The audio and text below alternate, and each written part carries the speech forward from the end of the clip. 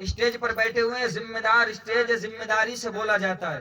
میرے نبی کے دنیا میں تشریف لانے سے پہلے زمانے کے حالات بڑے خراب تھے، لیکن آج ہماری ماں اور بہنوں نے ان لوگوں کو اپنا آئیڈیل بنا لیا جو ان کو زندہ دفن کرتے تھے، اور اس نبی کے طریقے کو چھوڑ دیا جو ان بیٹیوں کے لیے رحمت بن کر کے آیا، جو ان بیٹیوں کے لیے۔ ذرا سنیں، میرے نبی کے دنیا میں تشریف لانے سے پہلے ایک واقعہ، ذرا بڑا پیارا واقعہ سنیں۔ میرے نبی کریم صلی اللہ تعالی علیہ وسلم تشریف فرمائے، صحابہ کا مجمع، انہی میں ایک صحابی ہیں جن کا نام ہے حضرت عاصم بن قیس۔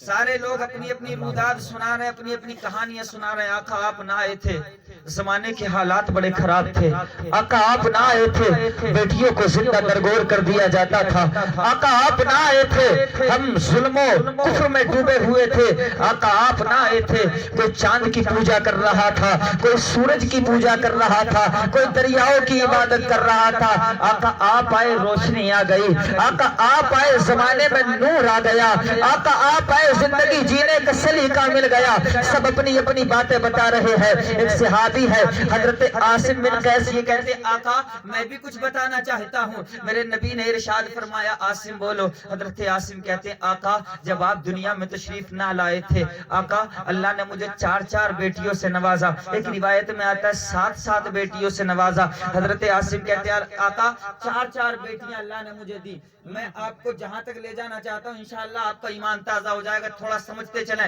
کہ نور مصطفیٰ کی برکتیں کیا ہیں اور زمانے کے حالات کیا تھے میلاد سے پہلے۔ میرے نبی کریم کی بارگاہ میں عرض کرتے ہیں آقا اللہ نے مجھے 4 بیٹیاں عطا کی، 3 بیٹیوں کو میں نے زندہ دفن کر دیا، جیسی وہ پیدا ہوئی میں نے ان کو زندہ درگور کر دیا، 3 بیٹیوں کو زندہ دفن کر دیا۔ آقا جب 4تھی مرتبہ میری بیوی امید سے ہوئی تو مجھے خوشی تھی کہ اس بار اگر بیٹا پیدا ہوا میں سارے خاندان میں مٹھائی بانٹوں گا، سارے خاندان کو مبارکباد پیش کروں گا۔ لیکن جب میرے بچے کی ولادت کا پیدائش کا وقت قریب آیا آقا مجھے ایک طویل سفر پر جانے کی حاجت پیش آئی، میں ایک لمبے سفر پر نکل گیا۔ یا رسول اللہ میں نے اپنی بیوی کو وصیت کی کہ سنو اگر بیٹا پیدا ہو تو اس کو پیار سے پالنا، اور اگر بیٹی پیدا ہو تو اس کا گلا دبا کر کے مار دینا۔ اس کو جس طرح سے ہم نے 3 بیٹیوں کو دفن کر دیا زندہ، اسی طرح سے اس کو بھی دفن کر دینا۔ کہتے آقا میں وصیت کر کے چلا گیا، ایک لمبا زمانہ گزرا، میرے گھر میں بچے کی ولادت ہوئی، آنے والی جان بیٹا نہیں بیٹی تھی۔ میری بیوی نے میری وصیت پر عمل کرتے ہوئے اپنا ہاتھ بڑھایا بیٹی کا گلا دبانے کے لیے، اس کے دل سے آواز آئی ہے عورت آنے والے زمانے میں تاریخیں پڑھی جائے گی، آنے والے زمانے میں لوگ ہسٹری پڑھیں گے، تاریخیں پڑھیں گے۔ اگر آج تو نے اس بیٹی کو زندہ مار دیا، اگر آج اس بیٹی کو تو نے زندہ درگور کر دیا، آنے والے زمانے میں کوئی تجھے اچھا کہنے والا نہ ہوگا،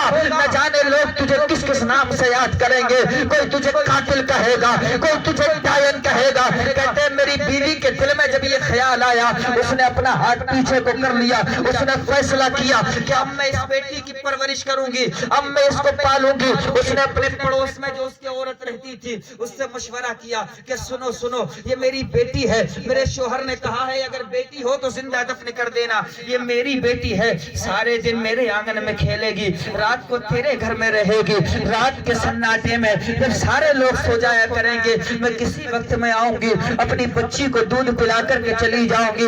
آج لوگ کہتے ہیں کہ اسلام آتنکواد لے کر کے آیا، اسلام کے آنے کے بعد میں آتنکواد ختم ہوا ہے۔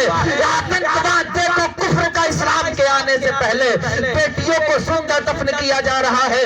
وہ عورت کہتی ہے میں نے اپنے پڑوس والی سے مشورہ کیا، یہ میری بیٹی ہے، اس کو پالو گی تم، دن بھر میرے آنگن میں کھیلے گی، رات کو تمہارے گھر میں رہے گی، جب سارے لوگ سو جائیں گے میں رات کے سناٹے میں آؤں گی اور آنے کے بعد میں اس کو دودھ پلا کر کے چلی جاؤں گی۔ باہر کفر کا آتنکواد ماں سامنے ہے لیکن بیٹی کو بیٹی کہہ کر سینے سے نہیں لگا سکتی، بیٹی کے سامنے ماں ہے لیکن ماں کی گود میں بیٹی نہیں آ سکتی۔ حضرات محترم وقت گزرا، حضرت عاصم کہتے ہیں میں 4 سال کے بعد میں اپنے گھر آیا۔ اب اس دور میں تیز رفتار سواریاں تو تھی نہیں، لمبے لمبے سفر ہوتے تھے، اونٹوں پر گھوڑوں پر یہ سفر ہوتے تھے، بڑے بڑے طویل سفر ہوتے تھے۔ 4 سال کے بعد میں گھر میں آئے، کہتے ہیں جیسے ہی میں نے گھر میں قدم رکھا میں نے اپنے آنگن میں دیکھا ایک بڑی خوبصورت حسین و جمیل بچی کھیل رہی ہے۔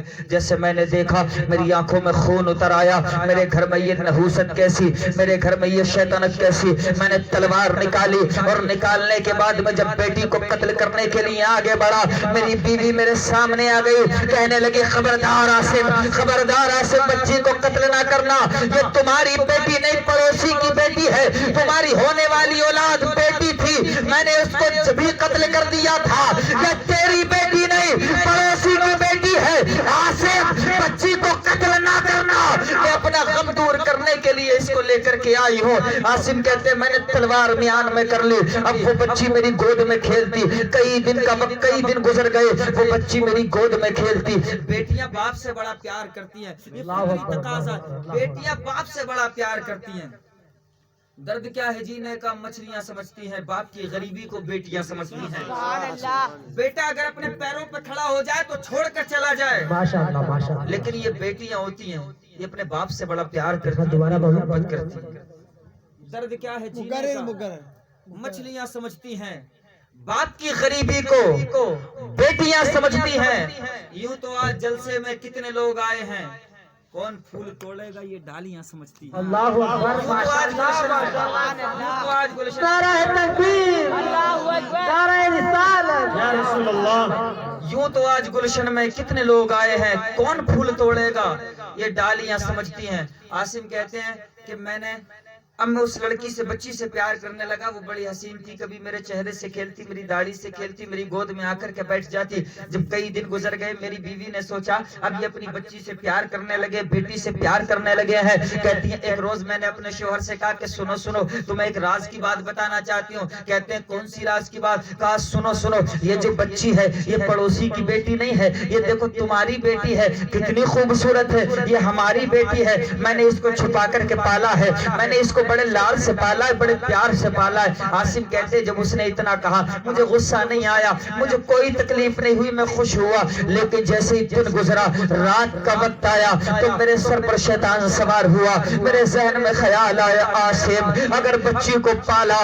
بچی کی پرورش کی، بچی کو جوان کر دیا، اگر خاندان والوں کو پتا چلے گا، کنبے والوں کو پتا چلے گا تو لوگ کہیں گے کہ عاصم کے گھر میں نحوست پل رہی ہے، عاصم کے گھر میں شیطنت پل رہی ہے، عاصم کے گھر میں نحوست ہے، لوگ تانے دیں گے۔ کہتے ہیں میرے دل میں خیال آیا، جیسے اس خیال کا آنا تھا میں اٹھا، میں نے اٹھنے کے بعد میں کیا دیکھا، میری بچی 4 سال کی بیٹی اپنی ماں کے سینے سے لپٹ کر کے سو رہی ہے۔ میں نے چپکے سے بچی کو ماں کے سینے سے جدا کیا اور جدا کرنے کے بعد میں رات کا سناٹا، سارے لوگ سو رہے ہیں، میں بچی کو لے کر کے چلا، گھر سے باہر نکلا، میں تیز دوڑنے لگا، کہیں ایسا نہ ہو میری بیوی کی آنکھ کھل جائے اور میری بیوی آ کر کے چھڑا لے۔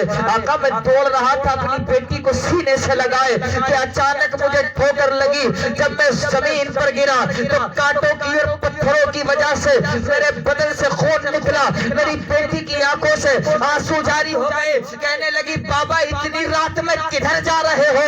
میں نے کہا بیٹی دعوت میں جانا ہے، دعوت میں جا رہے ہیں۔ بیٹی نے جب باپ کے جسم سے خون کے قطرے نکلتے دیکھے مچل کے رہ گئی، تڑپ کے رہ گئی، کہنے لگی بابا ہمیں ایسی دعوت نہیں چاہیے تو خون بہا کر کے ملے، ہمیں ایسی دعوت نہیں چاہیے تو باپ میرے جسم سے خون کے قطرے بہا کر کے ملے۔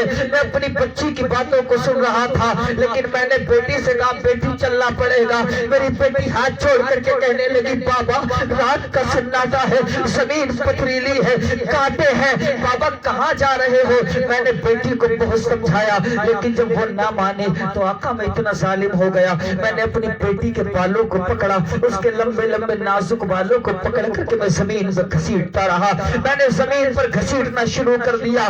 آقا میں اس کو گھسیٹتا ہوا ایک میدان میں لے گیا اور لے جانے کے بعد میں نے گڑھا کھودنا شروع کر دیا۔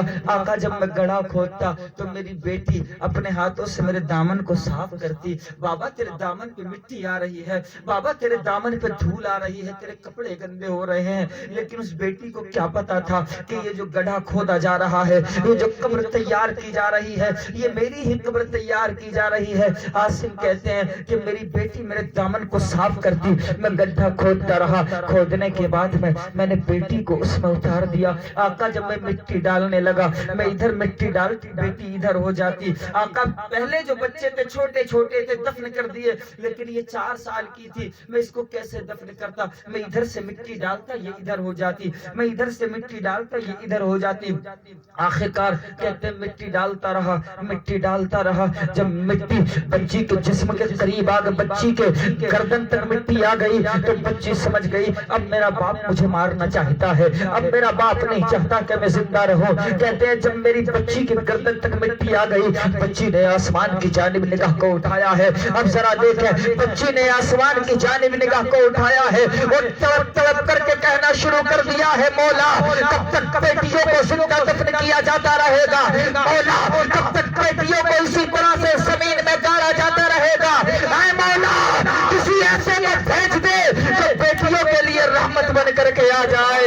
مولا کسی ایسے کو بھیج دے جو یتیموں کو سینے سے لگانے کے لیے آ جائے. اے اللہ کسی ایسے کو بھیج دے جو یتیموں غریبوں کو اپنے سینے سے لگانے کے لیے آ جائے. اس بیٹی کی دعا قبول ہوئی. اللہ نے ربیع الاول شریف کی 12 تاریخ کو 20 اپریل 571 عیسوی سوموار کے دن آدم کی پیشانی کا نور, نوح ابراہیم کے دل کا سرور, اسماعیل کی راحت جان, ہاشم و عبداللہ کے گھرانے کی شان, بیوی آمنہ کے شکم مبارک سے اس جہان ساتھی میں تشریف لے آئے. میرے نبی نعرہ رسالت, نعرہ رسالت, آمد مصطفیٰ زندہ باد. اب ذرا دیکھیں نبی کی شان کیا ہے, آمد کیسی ہے میرے سرکار کی. دنیا میں بچے بہت ہوئے, خاندان والے مبارکباد دیتے ہیں, پڑوسی مبارکباد دیتے ہیں, رشتہ دار مبارکباد دیتے ہیں, لیکن میرے نبی کی آمد دیکھیں سبحان اللہ.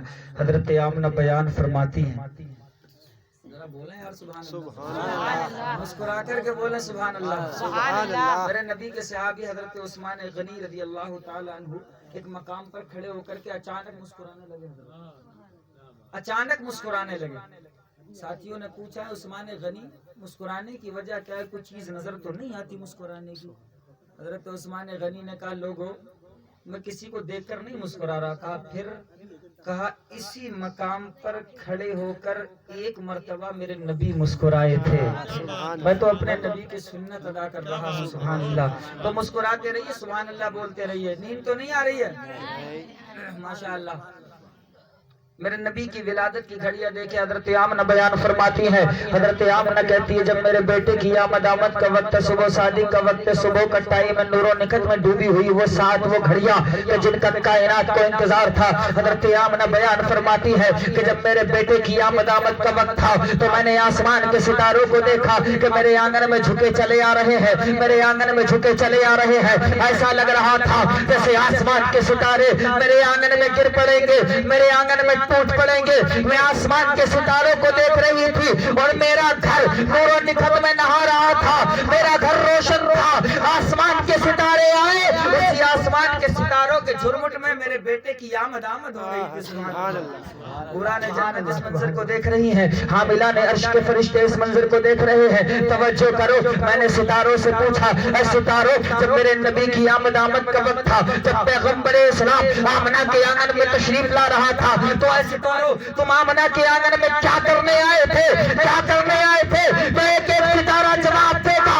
اے سمیر رضا سنو, جب نبی کی پیدائش کا وقت تھا تو رب نے اعلان کر دیا تھا اے کائنات کے ذرے ذرے آمنہ کے آنگن میں مصطفیٰ کے حسن کی خیرات.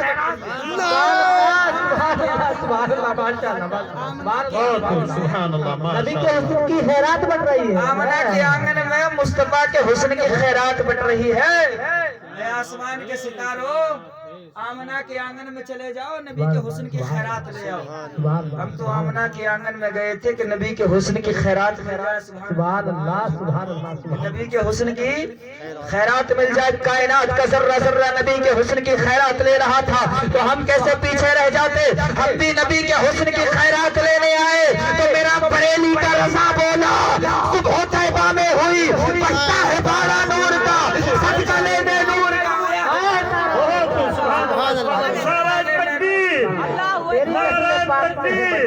نعرہ رسالت, نعرہ رسالت.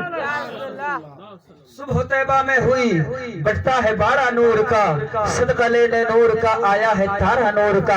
हम तो नूर का सदका लेने आए थे कि नूर मुस्तफा मिल जाए तो कयामत तक चमकते रहे। और सितारे क्या करने आए थे, तवज्जो करो। और हमें तो भेजा गया था, सुभान अल्लाह, नहीं थे, हमें तो भेजा गया था। सुनो सुनो, मेरे नबी की पैदाइश है, पैगंबर इस्लाम दुनिया में तशरीफ ला रहे हैं। अभी ऐलान नबूवत नहीं हुआ, अभी कोई नबी का कलमा पढ़ने वाला नहीं है। ऐसे सितारों नबी पैदा हो रहे हैं, आमना का बेटा बनाकर मैं दुनिया में भेज रहा हूँ। मेरे नबी के नाम पर कोई चरागा करने वाला नहीं है। जो तुम करते हो ना, रबी उन नूर शरीफ को जलाते हो, चराग जलाते हो, लाइटें लगाते हो, अपनी बस्तियों को रोशन करते हो। ऐसे सितारों मेरे नबी की पैदाइश पर कोई चरागा करने वाला नहीं है। मुझे नबी की पैदाइश पर चरागा कराना है तो ऐसे सितारों आमना के आंगन में चले जाओ, आमना के आंगन को रोशन कर दो ताकि नबी की पैदाइश पर चरागा हो जाए। अब अगर कोई बोले कि तुम जो ये नबी की पैदाइश पर रोशनी करते हो, तुम जो ये कुमकुमे लगाते हो, बिदअत है, कहना प्यारे नबी की पैदाइश पर रोशनी करना ये बिदअत नहीं बल्कि सितारों की परंपरा है। सुभान अल्लाह। खत्म कर दें, खत्म कर दें, नहीं चलने, ये सितारों की परंपरा है। और आगे चलकर बताऊं, ईमान ताजा हो जाएगा। सुभान अल्लाह। इरशाद बताओ। हजरत अब्दुल मुत्तलिब बयान फरमाते हैं, जब मेरे पोते की पैदाइश का वक्त था, मैं खाने काबा में था। सुभान अल्लाह, सुभान अल्लाह, सुभान अल्लाह, सुभान अल्लाह। जब दुनिया में आने का वक्त हुआ, मैं खाने काबा में था। अचानक मैंने क्या देखा कि काबा हिलने लगा। अल्लाहु अकबर, अल्लाहु अकबर। अचानक मैंने देखा कि काबा हिलने लगा। अचानक मैंने देखा काबे को जिलजिला में जैसे जिलजिला आ गया हो।